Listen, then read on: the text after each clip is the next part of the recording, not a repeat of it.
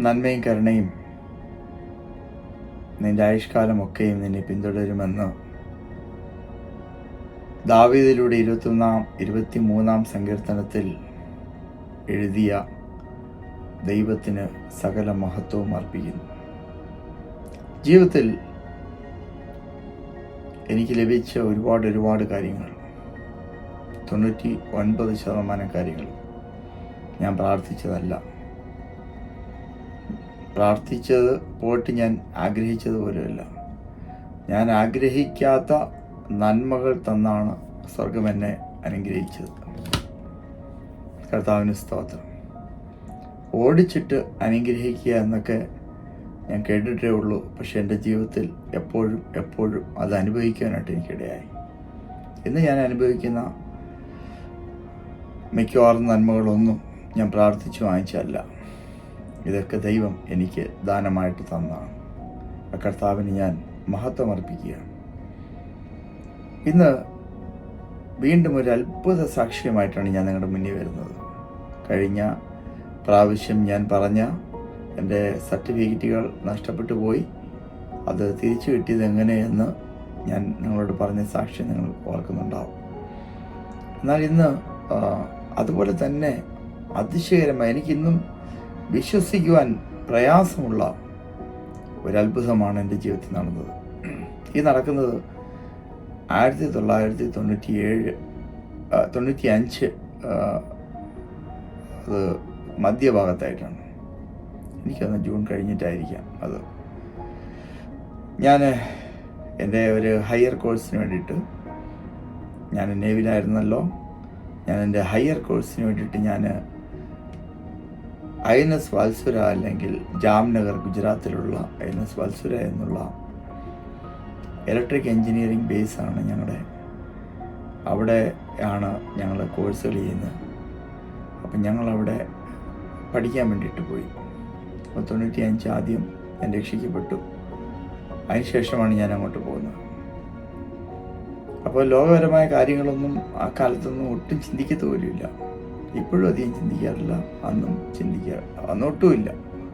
രക്ഷിക്കപ്പെട്ട ഇതായതുകൊണ്ട് ദൈവകാര്യങ്ങൾ മാത്രമേ ഞാൻ ചിന്തിക്കുകയുള്ളൂ. മറ്റൊന്നുമില്ല, നിർബന്ധമായും മറ്റൊന്നുമില്ല.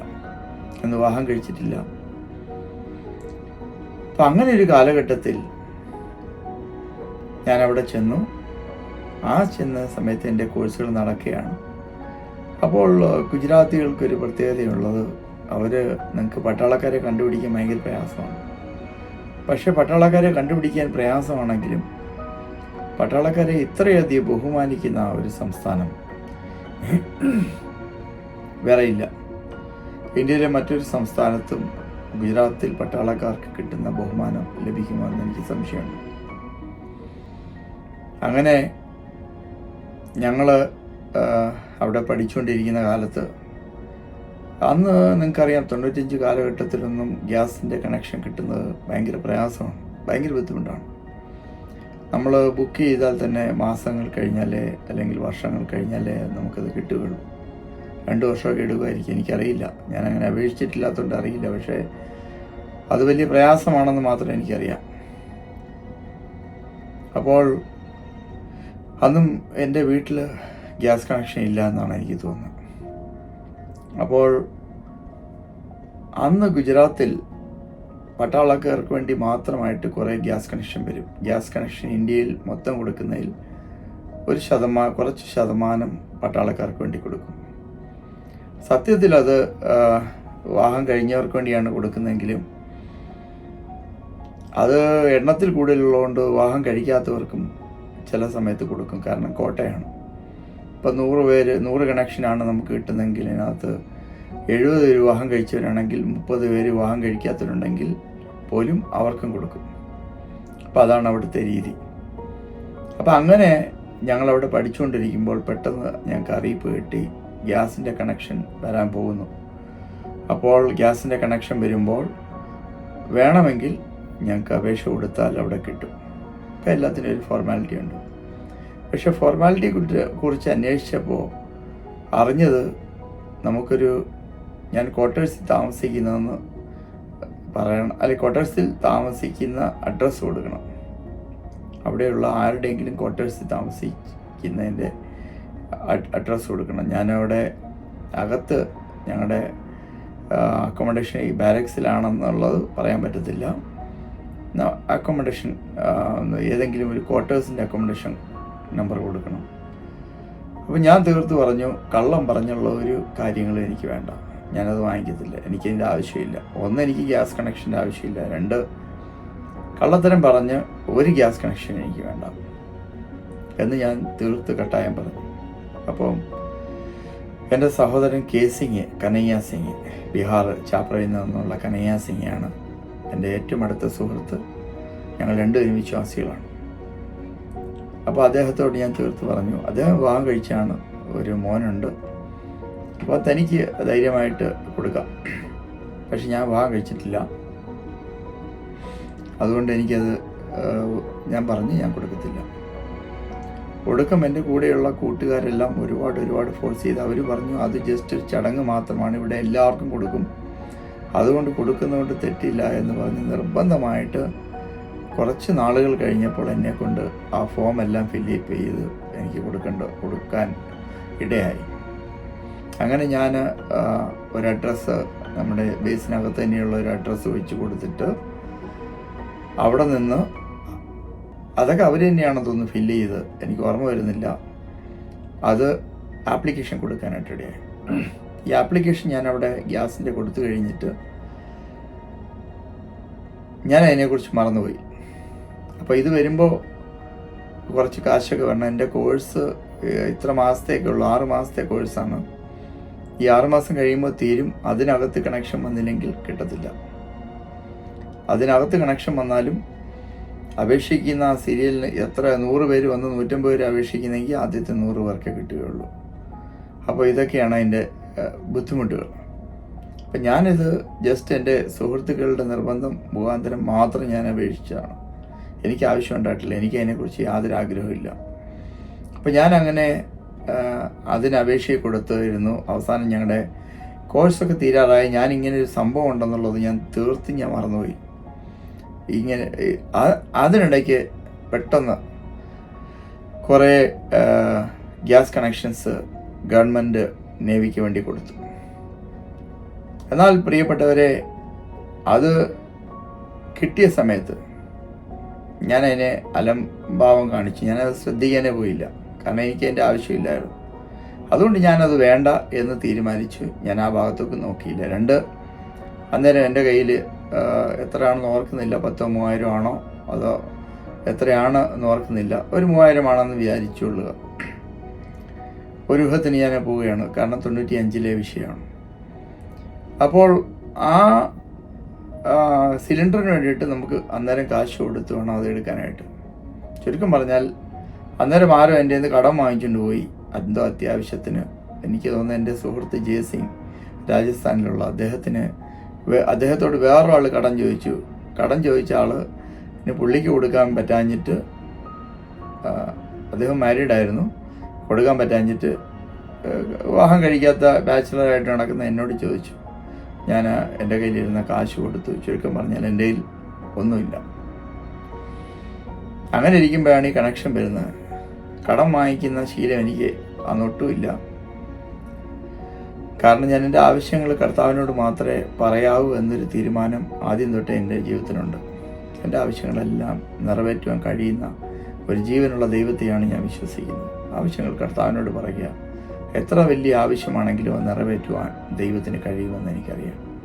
അതുകൊണ്ട് ഞാൻ എൻ്റെ സാമ്പത്തിക വിഷയങ്ങളൊന്നും ആരോടും ഷെയർ ചെയ്യാത്തതുകൊണ്ട് ഞാനത് ആരോടും പറഞ്ഞില്ല. ഞാൻ സുഖമായി അവിടെ കഴിഞ്ഞു. ചുരുക്കം പറഞ്ഞാൽ ആദ്യത്തെ കുറച്ച് ദിവസം കൊണ്ട് ഏകദേശം മിക്കവാറും ഒക്കെ തീരാറായി.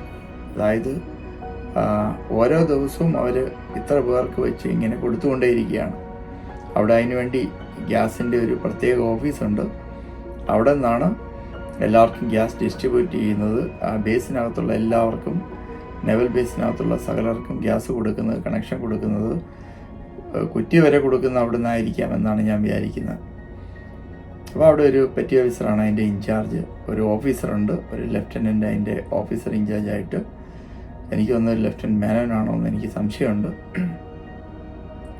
അപ്പോൾ ഈ കണക്ഷൻ തീരാറായി വരികയാണ്.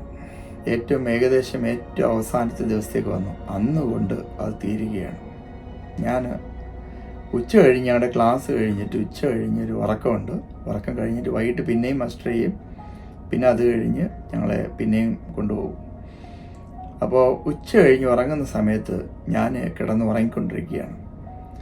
അപ്പോൾ PT ഡ്രസ്സ്, അതായത് ഞങ്ങൾക്ക് എക്സസൈസ് ചെയ്യാനുള്ള ഡ്രസ്സുണ്ട്, ജോലി ചെയ്യാനുള്ള. അപ്പോൾ അത് ഞാൻ ഇട്ടുകൊണ്ടാണ് കിടക്കുന്നത്. വൈകുന്നേരം വിളിക്കും, അന്നേരം ബിസിലടിക്കുമ്പോൾ പോകണം, എല്ലാവരും മസ്റ്റർ ചെയ്യണം. അത് കഴിഞ്ഞിട്ട് ഞങ്ങളെ കൂട്ടിക്കൊണ്ടുപോകും. എന്താണ് അവർ ഉദ്ദേശിക്കുന്നത് ആ ജോലി ചെയ്യാനായിട്ട്. അപ്പം ഞങ്ങളവിടെ ആയിരിക്കുന്ന ആ സമയത്ത് ഞാൻ അവിടെ കിടന്നുകൊണ്ടിരിക്കുമ്പോൾ എൻ്റെ ഒരു സുഹൃത്ത്, എൻ്റെ കൂടെ കോഴ്സ് ചെയ്യുന്ന ആന്ധ്രാപ്രദേശിൽ നിന്നുള്ള കോട്ടി സൂര്യം എന്ന് പറഞ്ഞ എൻ്റെ ഒരു സുഹൃത്ത്, ഞങ്ങൾ തമ്മിൽ അവിടെ വെച്ച് പരിചയപ്പെട്ടാണ്. വളരെ നല്ല ഒരു വ്യക്തി. അപ്പോൾ കോട്ടി സൂര്യം എന്ത് ചെയ്തെന്ന് വെച്ചാൽ, അദ്ദേഹം വന്ന് എന്നെ തട്ടി വിളിച്ചിട്ട് എന്നോട് ചോദിച്ചു, നിനക്ക് ഗ്യാസ് കണക്ഷൻ നിൻ്റെ പേര് വന്നിട്ടുണ്ടല്ലോ, നീ എന്താ എടുക്കാത്ത? ഞാൻ പറഞ്ഞു, എനിക്കിപ്പോൾ ആവശ്യമില്ല, എനിക്കിപ്പോൾ അത് വാങ്ങിക്കാൻ പറ്റാത്ത സാഹചര്യമാണ്. അവൻ പറഞ്ഞു, ഞാൻ പൈസ തരും, നീ അത് പോയി എടുക്കണം. ഞാൻ പറഞ്ഞു, എനിക്ക് വേണ്ട, എനിക്ക് ഗ്യാസ് കണക്ഷൻ്റെ ആവശ്യം ഇപ്പോൾ ഇല്ല, അത് ആവശ്യമുള്ളവരെടുത്തോട്ട്, എനിക്ക് അതിൻ്റെ ആവശ്യമില്ല. അവൻ പറഞ്ഞു, പറ്റില്ല, നീ പോയേ പറ്റുള്ളൂ, നിനക്ക് ആവശ്യമായ പൈസ ഞാൻ തരും,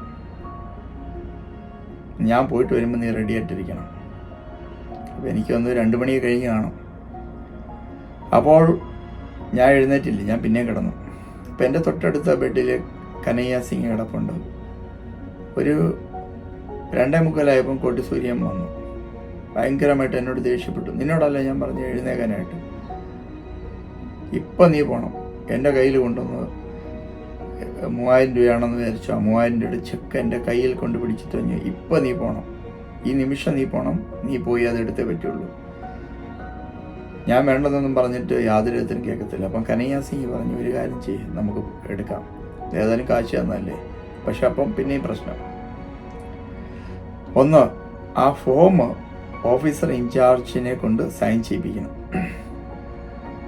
2, എൻ്റെ കയ്യിലിരിക്കുന്ന ചെക്ക് കൊടുത്തിട്ട് യാതൊരു കാര്യമില്ല, പഴയ കാലമാണ്. ആ ചെക്ക് കൊണ്ടുപോയി ബാങ്കിൽ നിന്ന് മാറണം. പക്ഷെ എങ്ങനെ മാറും? 3 മണിക്ക് ബാങ്ക് ക്ലോസ് ചെയ്യും. എയർബേസിലെ ബാങ്ക് 3 മണിയാകുമ്പോൾ ക്ലോസ് ചെയ്യും. ഇപ്പോൾ സമയം 2:45. ഞാൻ ആദ്യം പറഞ്ഞു, ഓക്കെ, ഞാൻ ഓഫീസർ ഇൻചാർജിൻ്റെ അടുത്ത് പോകാം, ഞാൻ സൈൻ വാങ്ങിച്ചുകൊണ്ട് വരാം. കനയ്യ സിംഗ് പോയിട്ട് എൻ്റെ ചെക്ക് എൻക്യാഷ് ചെയ്തുകൊണ്ട് വരാൻ പറഞ്ഞു. അങ്ങനെ പറഞ്ഞപ്പോൾ പെട്ടെന്ന് എന്തോ ഒരു വല്ലായ്മ തോന്നിയിട്ട് ഞാൻ ആ സംഭവം തിരിച്ചു. ഞാൻ പറഞ്ഞു, ഇല്ല, ഫോം കനയ്യ സിംഗ് പോയിട്ട് സൈൻ ചെയ്തുകൊണ്ട് വരട്ടെ, ഞാൻ പോയി ബാങ്കിൽ നിന്ന് പൈസ എടുക്കാമെന്ന് പറഞ്ഞു. ചുരുക്കം പറഞ്ഞാൽ ഞാൻ കുറേ ദൂരമുണ്ട്, ഞാനൊരു ഒറ്റ ഓട്ടമായിരുന്നു. നിർത്താതെ ഞാൻ ബാങ്കിൻ്റെ ഓടിക്കതച്ച് ഞാൻ ആ ബാങ്കിലോട്ട് ചെല്ലുകയും അവർ ഓൾറെഡി ക്ലോസ് ചെയ്ത് ഡോർ ലോക്ക് ചെയ്ത് പുറത്ത് നിൽക്കുകയാണ്. ഞാൻ ഓടിച്ചെന്ന്, ഞാൻ മരണപ്രാളത്തിൽ ഓടുന്ന പോലെ ഓടി, അത്രയും ദൂരം ഓടുകയാണ്, നല്ല ദൂരമുണ്ട്.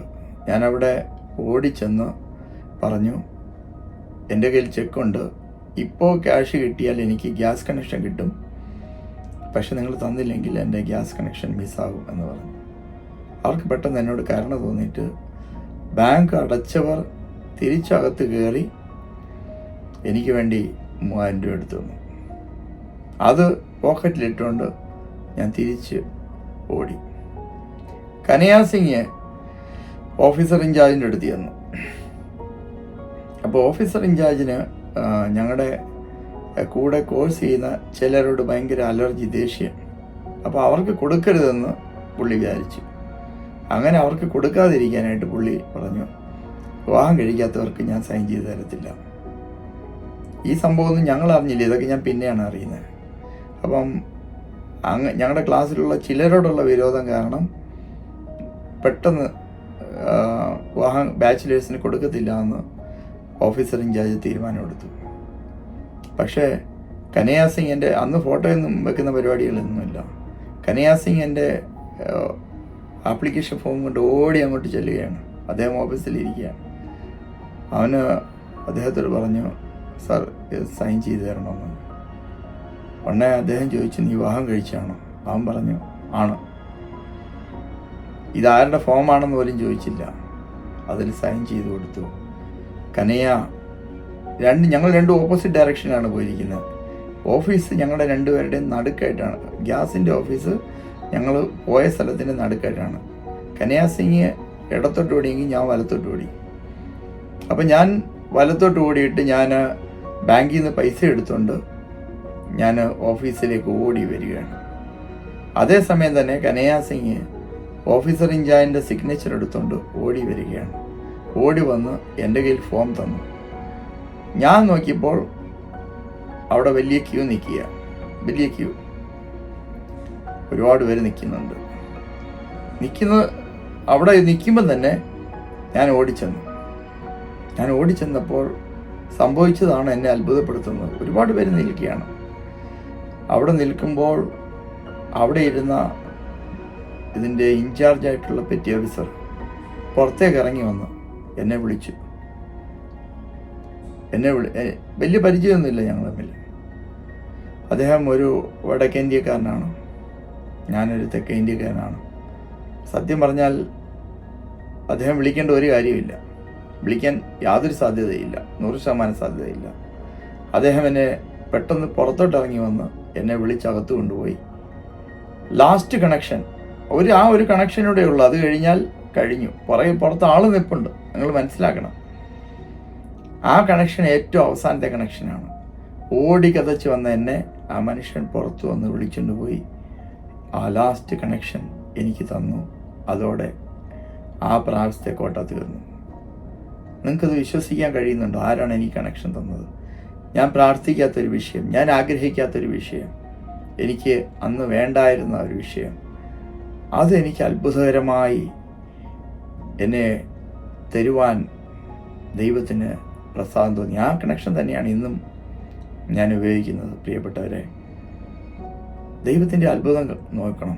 എനിക്ക് ഇന്നും പലപ്പോഴും ഞാൻ പ്രതിസന്ധികളിൽ അകപ്പെടുമ്പോൾ എൻ്റെ മനസ്സിൽ ഇതാണ് വരുന്നത്: ദൈവത്തിന് അസാധ്യമായിട്ടുള്ള ഒന്നുമില്ല. ഏറ്റവും അവസാനത്തെ നിമിഷം കഴിഞ്ഞു പോയാലും, അതായത് 1-2 ദിവസം മുമ്പ് തന്നെ ഇത് തീർന്നു എന്ന് ഞാൻ കേട്ടോണ്ടിരിക്കുക. ശരിക്കും തീർന്നില്ലായിരുന്നു. ഇത് തീർന്നു പോയി, എല്ലാവർക്കും കൊടുത്തു, എല്ലാം കഴിഞ്ഞു എന്ന് ഞാൻ കേട്ടോണ്ടിരിക്കുക. അങ്ങനെ ഇരുന്നതിൻ്റെ ഏറ്റവും അവസാനത്തെ കണക്ഷൻ അവസാന നിമിഷത്തിൽ കോട്ടിസൂര്യത്തിനെ അയച്ച്, കേസിങ്ങിനെ എൻ്റെ കൂടെ ഓടിച്ച്, അടഞ്ഞുപോയ ബാങ്കിനെ തുറപ്പിച്ച്, തരാൻ ഇഷ്ടമല്ലാത്ത ഓഫീസർ ഇൻചാർജിനെ കൊണ്ട് സൈൻ കൊടുപ്പിച്ച് 100 പേര് കണക്ഷന് വേണ്ടി വെയിറ്റ് ചെയ്യുമ്പോൾ ഏറ്റവും അവസാനത്തെ കണക്ഷൻ പുറത്തിറങ്ങി വന്ന് എൻ്റെ കയ്യിൽ തന്ന ആ മഹാദൈവത്തെ ഞാൻ സ്തുതിക്കുകയാണ്. നിങ്ങൾക്കത് അത്ഭുതകരമായിട്ട് തോന്നില്ലേ?